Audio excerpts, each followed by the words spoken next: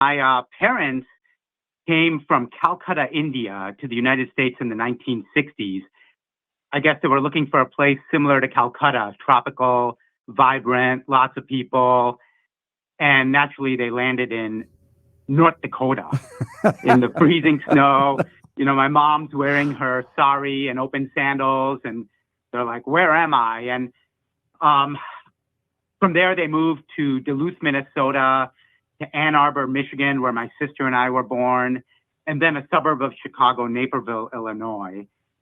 And all along, growing up, whether it was in elementary school to high school or college at Northwestern University or medical school at Northwestern University, I heard these amazing stories of people who just looked out for my parents. Audrey, Betsy, Gus, these people who looked out for them, and everything from adjusting to a new nation to getting a new winter coat to not eating a hot dog with a spoon and knife.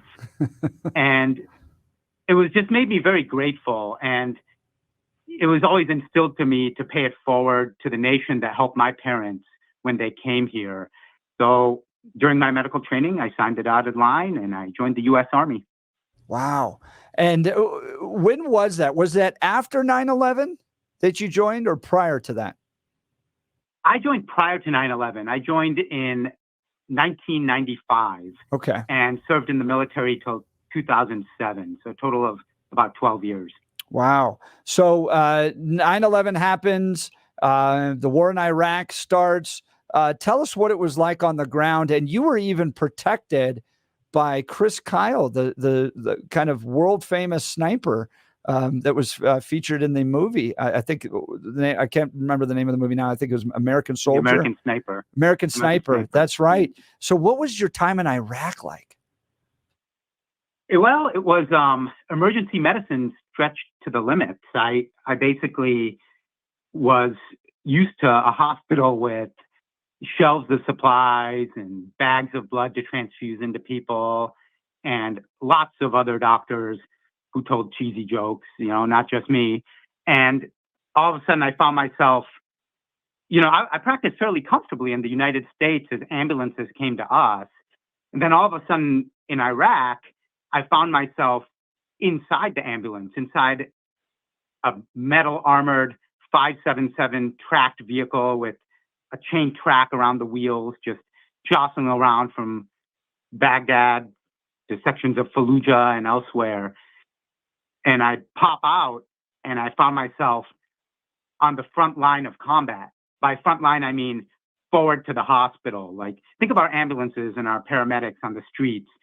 And there we tried to stop bleeding. And all I had was one backpack full of supplies. So you can imagine it takes a lot to save someone's life. So how do you do that with one backpack full of supplies? And this was the difference with the military, is being able to improvise, adapt, to overcome, and to work together as a team to do it. So I deployed with the 1st Cavalry Division out of Fort Hood, Texas. Wow. And I've read before that the work you all did in Iraq and Afghanistan really changed the fact that we didn't have as many deaths on the battlefield, that you all were able to implement and improvise, as you said, which resulted, yes, still in maimings and people losing limbs and stuff like that, but not necessarily the amount of deaths that we had seen in previous wars. Is that correct? Correct. I mean, recently I was hanging around with a heroic soldier. His name was Jeff, and Jeff suffered a horrific injury in war. He lost his right leg, kind of just below the knee, an amputation. And I asked Jeff, what was it like to lose your leg? I mean, that's intense. And his answer just shocked me. Jeff answered that he was grateful. And I'm thinking, how can you be grateful for losing your leg? That doesn't make sense to me. But Jeff was grateful for the advances in medicine, because Jeff knew if you were a Continental Army soldier in the year 1777, the year after our fledgling nation declared independence, if he suffered that same injury, he would be lying in the snow, bleeding from his injury in his tattered uniform, just bleeding to death. And that help would never arrive. And it was not until almost 100 years later, when brother was pitted against brother, North versus South in our Civil War, that a soldier like Jeff could be placed in a horse-drawn carriage, our first ambulances, and be taken to people's churches and homes, our first hospitals. And then amongst the noxious gases and the trenches of World War I, a soldier like Jeff could reach out his left arm and receive a blood transfusion.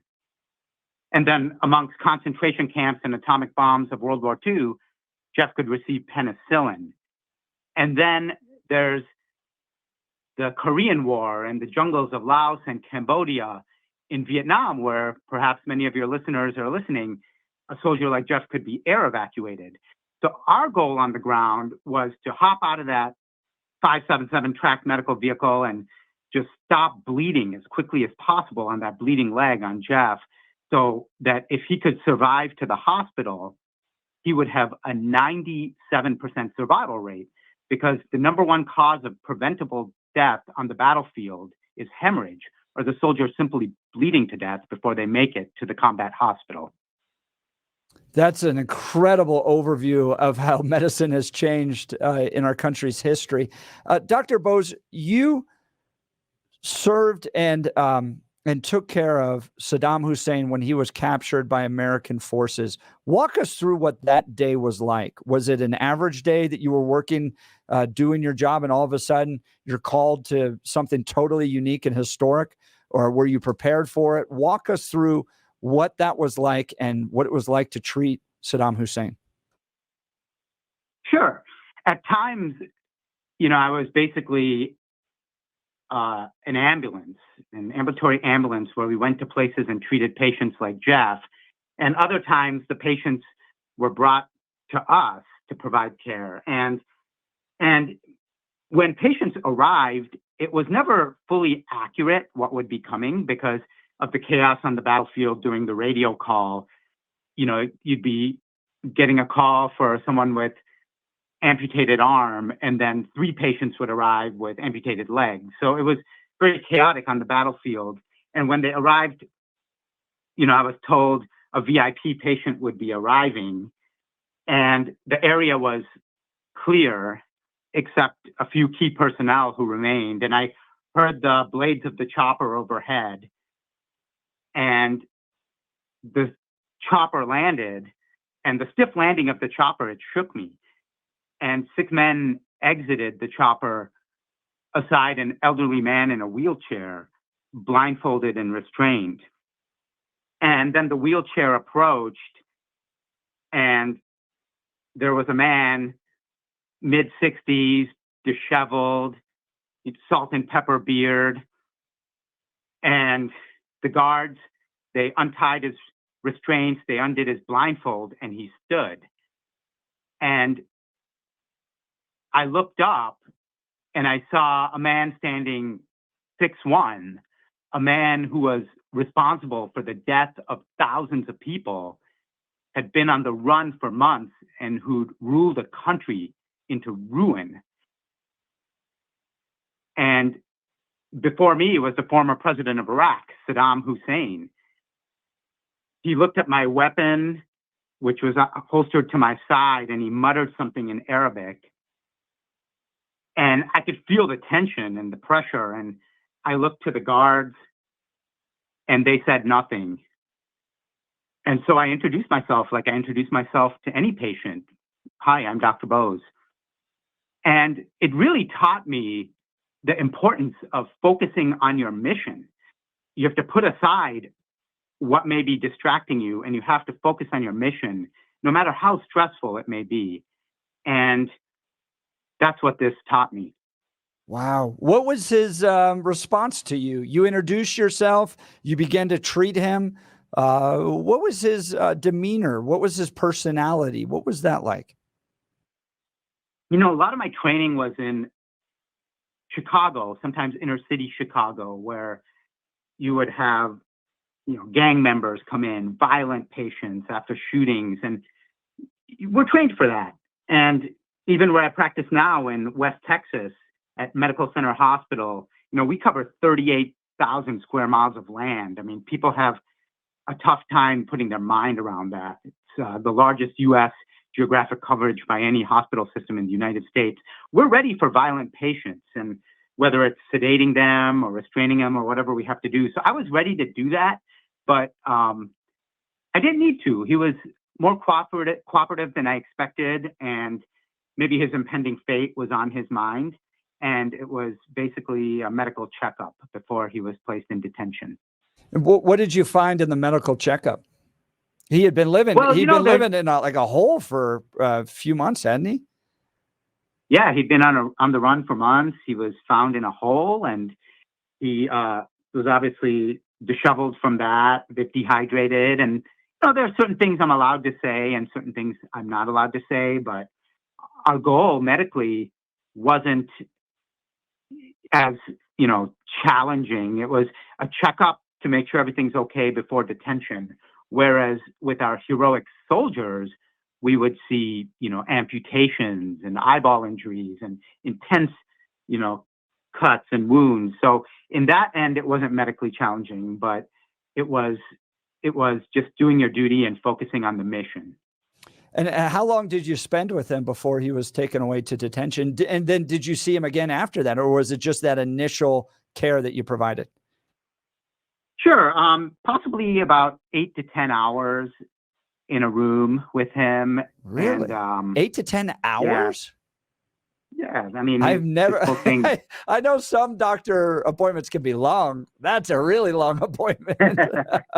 Yeah, no, I would say the whole exam didn't take that long, but there was a thorough process in this. He had guards, and he was in that room for about 8 to 10 hours. Wow. And then, that was the communication was interesting because most of it was through an Arabic translator, although I suspect he spoke English, but he didn't care to speak it at the time.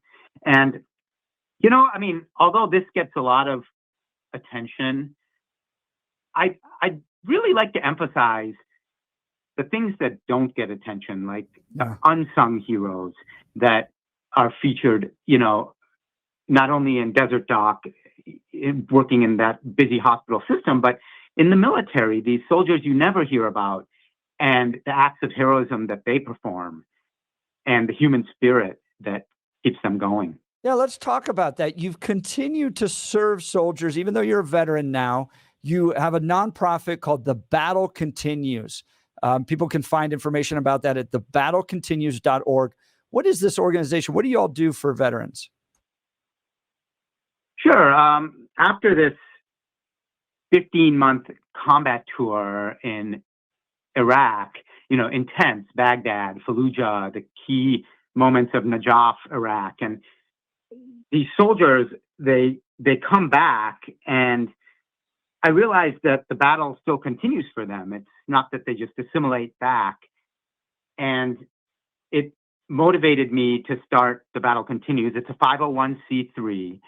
And what I'm especially proud about with this is that 100%, like every donated cent, goes to injured veterans.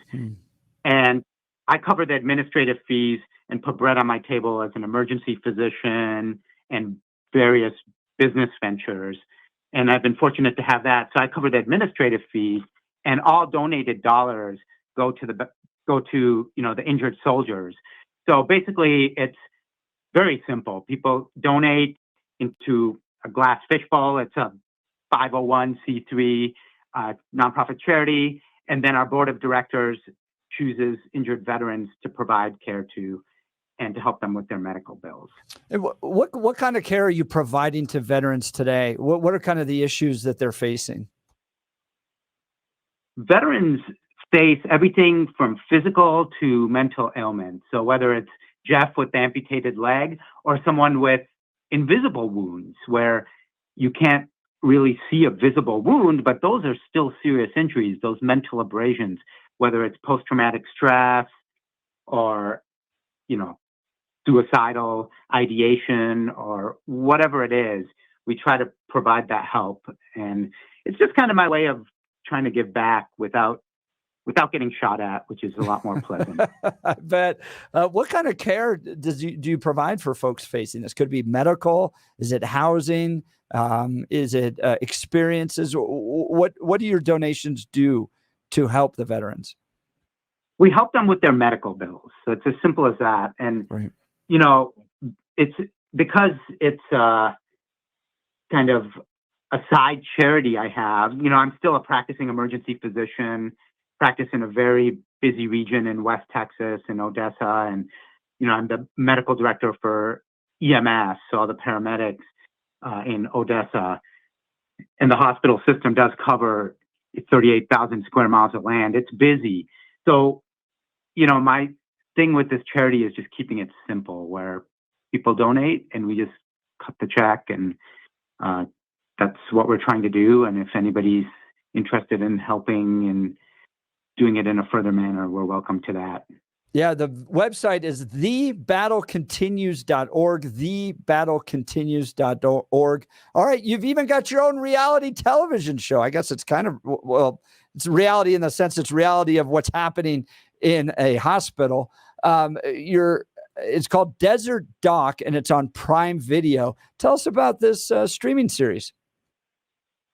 Well, I would be honored if you guys watch it. Our whole healthcare team would be honored if your listeners watched it.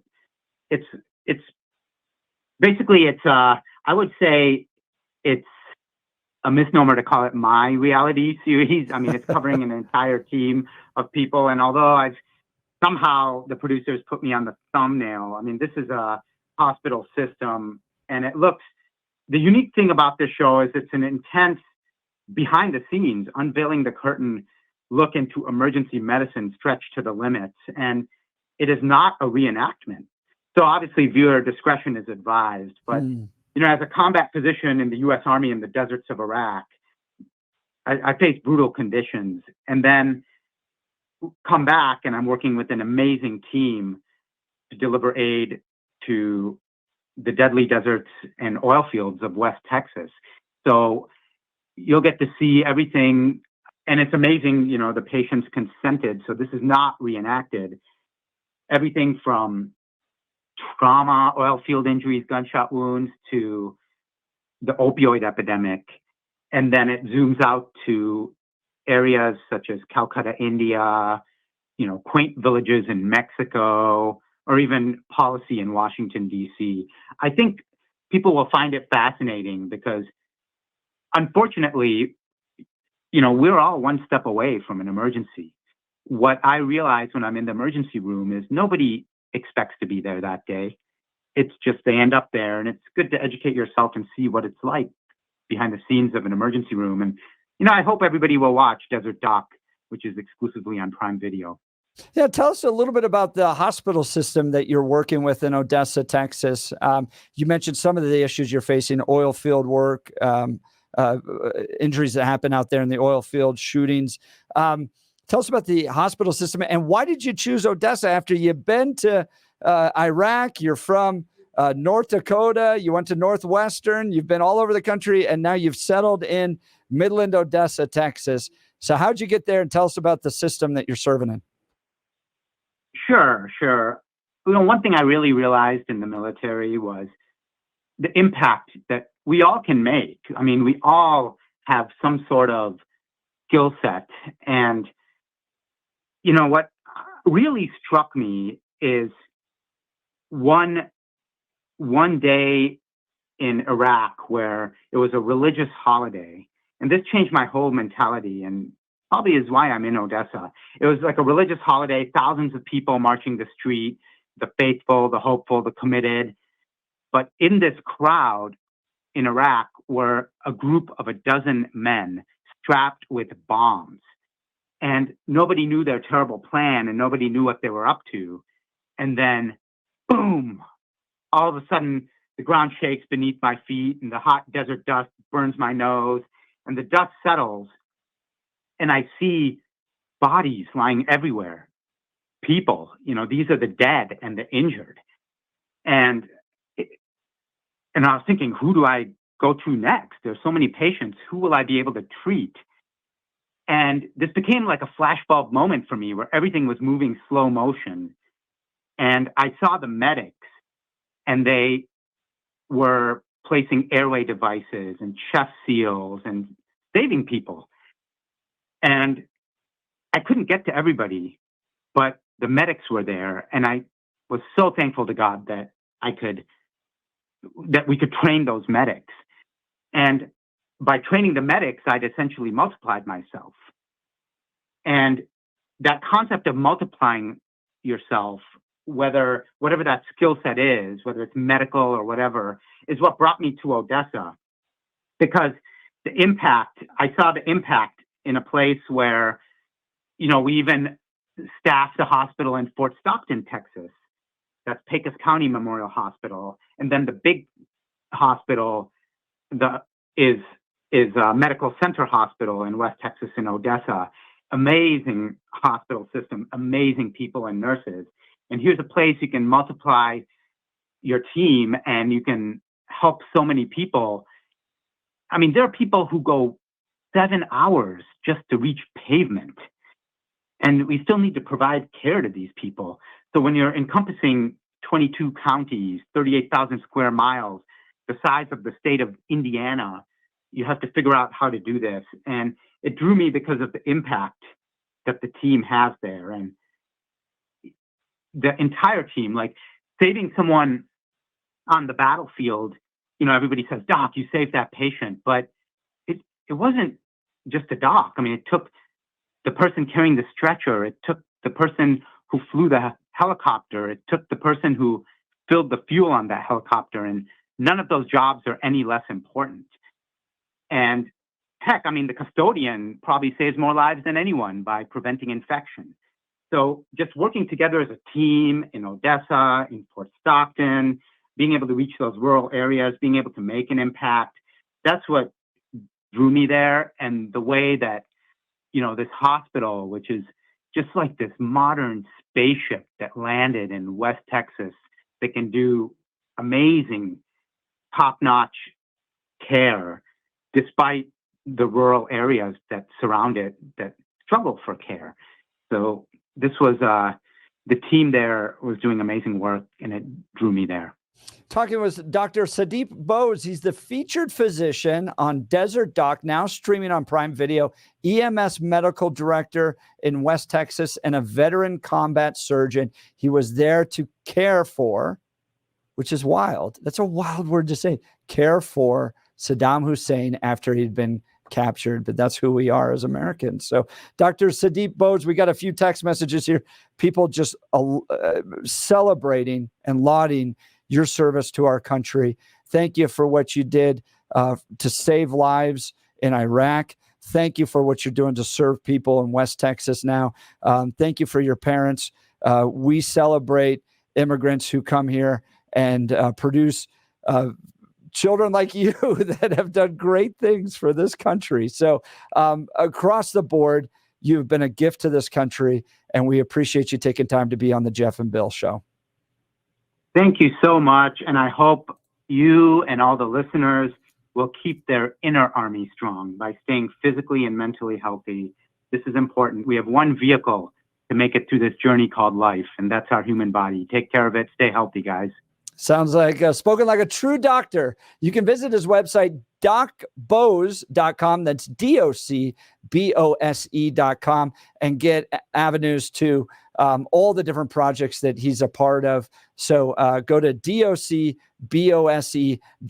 Dr. Sudip Bose, thank you again. Jeff and Bill, weekday mornings from 6 to 10 on News Talk 710 KNUS.